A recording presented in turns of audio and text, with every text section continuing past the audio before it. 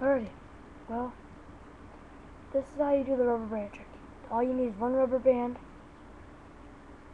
and your hand. Actually, your fingers. Take your peace fingers, put the rubber band over your peace fingers. Open your palm, grab the rubber band from your palm area, pull it down. Now put your fingers in like this, and then like lift over your knuckles.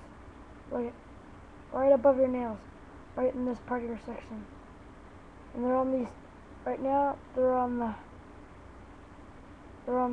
peace fingers. Watch this. Ready?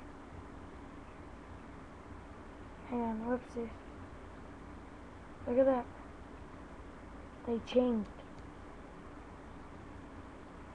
from my.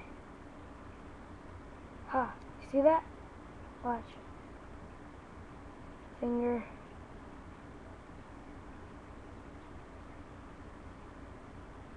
Oops, dropped it.